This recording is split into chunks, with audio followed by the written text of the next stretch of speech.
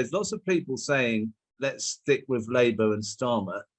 You left the Labour Party quite a number of years ago, and you've probably been seeing this for a long. You've probably been saying this for a long time. Why are so many people still in Labour? I mean, after the Iraq War, why is it you think people stick in Labour even when they know that the leadership is morally in many ways wrong and politically questionable?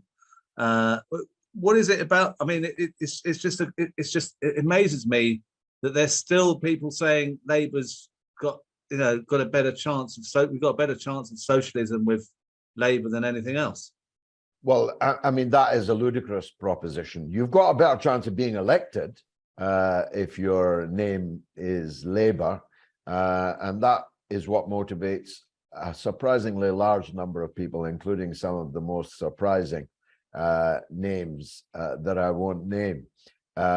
You've got a better chance of being elected to a council seat, to parliament, and so on. Of that, there is no doubt at all. It's hard to start something new, very hard. I could show you my scars. Let me just give you my own experience. I was 36 years in the Labour Party. I joined it at the age of 13, and I really loved it. Of course, the Labour Party in the 1960s, late 1960s, I quickly add, when I joined it, was a different Labour Party to what we have today. Now we have a complete desert, but then we had really rather a significant number of oases that one could spend really quite nice time in. There was a functioning left. There was a functioning left in a burgeoning trade union movement. There was a functioning international scene with country after country overthrowing fascism and liberating themselves from colonialism and so on. So it was nice, and I fell in love with it. I had kind of been born into it, as my parents were activists, but I did love it, and it was a tremendous wrench to be kicked out of the Labour Party by Tony Blair after 36 years membership.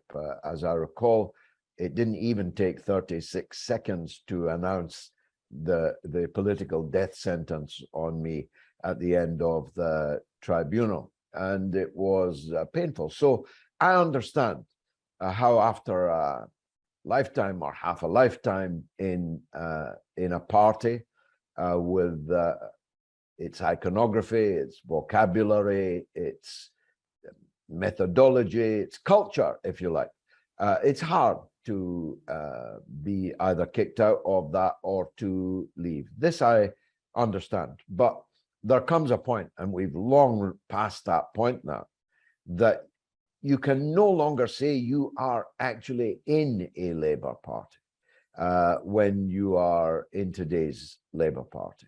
When you can say, well, maybe it'll come back, maybe the left will win here, there, this, that, and it's cold outside, you can see how people would make that judgment. But to be continuing to make it now, after the Labour files, after the Al Jazeera expose, first of all, it is impossible that what happened with the Corbyn breakthrough in 2015 will ever be allowed to happen again. This was a near-death experience for the right wing and for the people it serves. Actually, I think they exaggerated how near-death an experience it was. I don't actually think that Corbyn was, Lenin, more Father Gapon than Lenin, but he scared the living daylights out of them, and they will never allow that to happen again. And that's why you have mass expulsions, rule changes, and a total identification with the Starmer brand of Labour by key sections of the British state and its media apparatus. So it will never be allowed to happen again, not even a Jeremy Corbyn moment, never mind socialism, which is the word you introduced into our conversation a minute or two ago.